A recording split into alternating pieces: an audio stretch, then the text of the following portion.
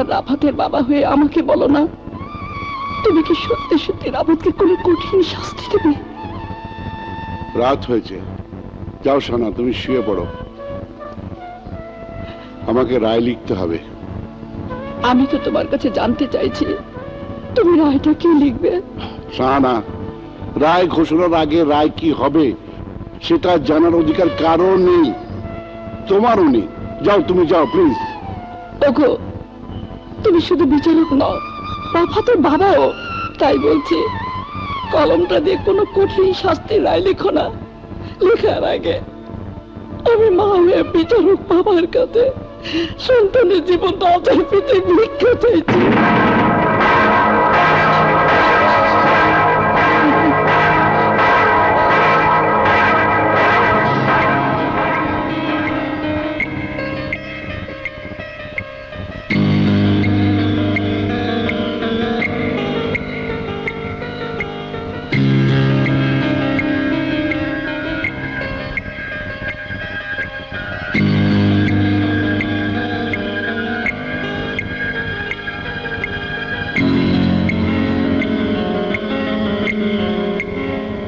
ছেলে হচ্ছে আসামি, আজ বুঝে যাবো ন্যায় বিচারকের রায় কি হয়।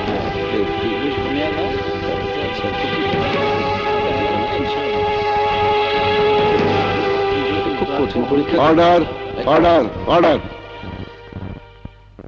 আসামি রাফাতের অপরাধ সংঘাতিকভাবে প্রমাণিত হয়েছে।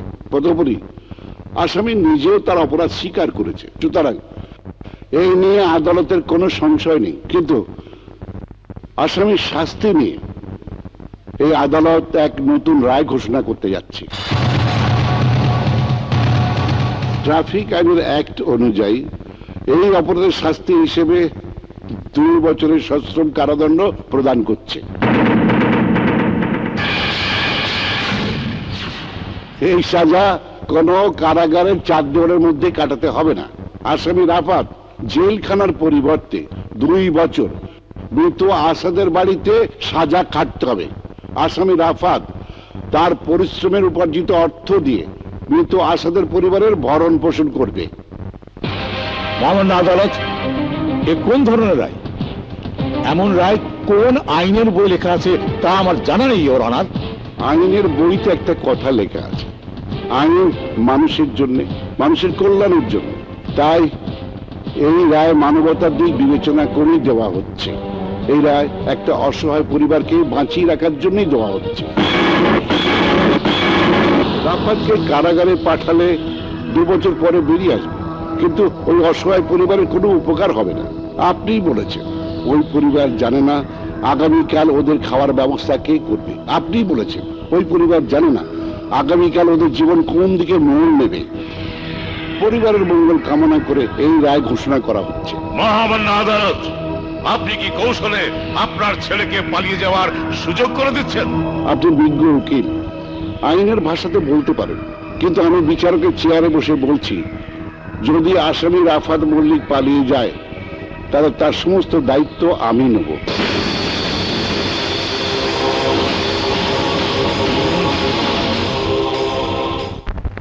আসুন, আপনি আজ যে রায় দিয়ে এসেছেন সেই রায় সেলিব্রেট করার জন্য অনেক বড় একটা অনুষ্ঠানের প্রয়োজন ছিল। বড় একটা কেক, ফুলের মালা, মিডিয়ার লোকজন। বিশেষ করুন জশে ইচ্ছা ছিল, সময়ের অভাবে করতে পারিনি। সোনা, সোনা, তুমি কি পাগল হলে? তুমি আমাকে পাগলামি করতে বাধ্য করেছো। আইনের চেয়ারে বসে আমার ছেলেটাকে নিয়ে ভাষণে দিয়ে এসেছো। তুমি বাবা নাও, তুমি বিচারক, তাই তোমার হৃদয়টা পাথর দিয়ে গড়া। কিন্তু আমি তো মা, আমার হৃদয়টা পাথর দিয়ে গড়া মা। কাঁদো শাহানা, কাঁদো, কিন্তু আমি তো কাঁদতে পারি না। আমার তো হাত পা বাঁধা আছে, কিন্তু চোখ দুটো পাথরের নয়। কি করব বলো? চোখের পানির তো রং হয় না। তাই রায়টা লেখার সময় কপটা চোখের পানি পড়েছে তোমাদের আমি দেখাতে পারবো না। কলমের কালি দেখা যায়, তাই সবার চোখে রায় লেখাটা ধরা পড়ে। আমার চোখের পানির ফোঁটাগুলো কারো চোখে পড়বে না শাহানা, কারো চোখে পড়বে না। আল্লাহ! কাঁদতে হবে। আমাকে আমাকে কাঁদিয়েছে, আমার বৌমাকে কাঁদিয়েছে, ছোট্ট দ্বীপ থেকে কাঁদিয়েছে। এতগুলো বুকের হাহাকার কোনোদিন মিথ্যে হতে পারে না, পারে না। ওর বাবা মাকেও কাঁদতে হবে, মুখ চাপড়িয়ে কাঁদতে হবে।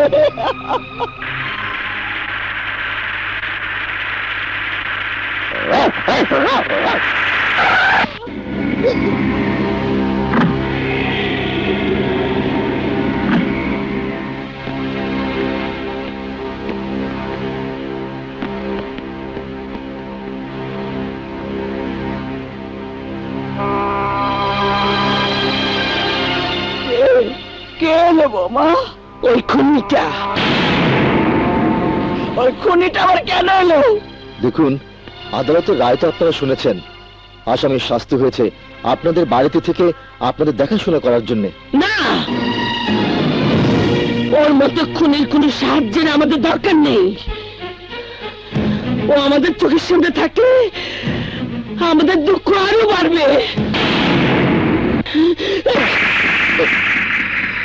চলে যা, চলে যা এখান থেকে। তোর মতো খুনির চেহারা দেখা পাপ। চলে যা, চলে যা, চলে যা। হ্যাঁ, হ্যাঁ, ও চলে যা। ও থাকলে আমার আশাটা কথা মনে পড়বে। থামুন, আপনারা যা করছেন তা ঠিক না। আইনের রায় মানতেই হবে। ও এখানেই থাকবে। এই চলো।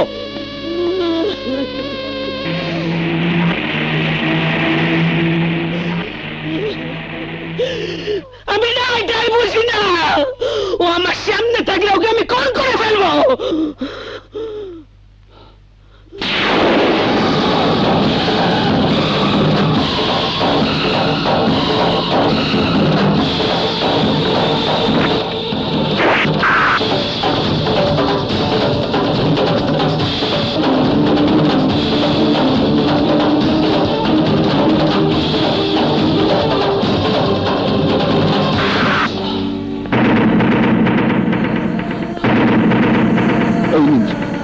দিন ধরুন, ইচ্ছে মতো আমাকে কুপিয়ে আপনার মনে সমস্ত জ্বালা, সমস্ত রাগ, সমস্ত দুঃখ মিটিয়ে নিন। নিন ধরুন, শেষ করে দিন আমাকে, আমাকে মেরে ফেলুন। হ্যাঁ, আমি তোকে কুপিয়ে কুপিয়ে মেরে মনের জ্বালাটা মেটাবো। মারুন আমাকে, ঘৃণার আগুনে পুড়ে পুড়ে মরাচ্ছে। একবারে মরে যাওয়া অনেক ভালো। মারুন আমাকে, আমাকে মেরে ফেলুন।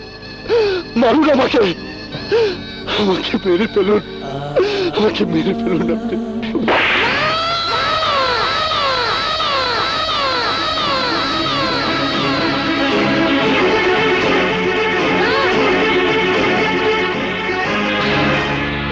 তুমি বেরো না মা, তুমি বললে তোমাকে পুলিশ ধরে নিয়ে যাবে। মা তুমি বেরো না মা, তুমি বেরো না।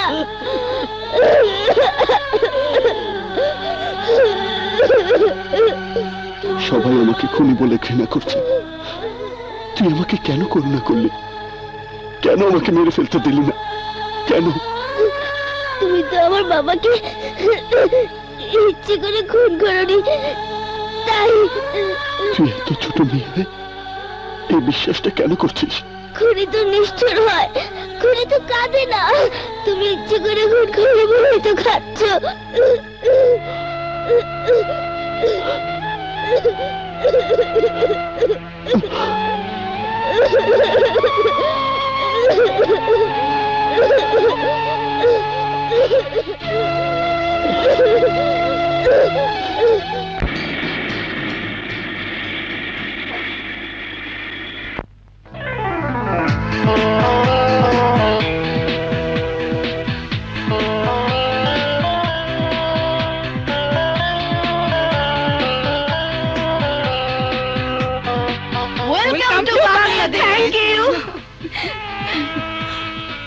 আমরা তো শুনেছিলাম তুই আরো পরে আসবি। না রে, ওখানে মনটা টিকলো না। কেন? তোরা যাই বলিস, দেশের টান বড় টান। দেশের মাটি সোনার চেয়েও খাঁটি। আই লাভ মাই বাংলাদেশ। বিদেশের বাইরে চাকচিক্য দেখে কিছুদিন চলে, তারপরেই সব ম্যাকি। যান্ত্রিক জীবনে ক্লান্ত হয়ে পড়ে মন, মনে হয় বন্দি জীবন যাপন করছি। বন্দি জীবন থেকে তোকে কেউ উদ্ধার করতে এগিয়ে আসেনি? ও শিট,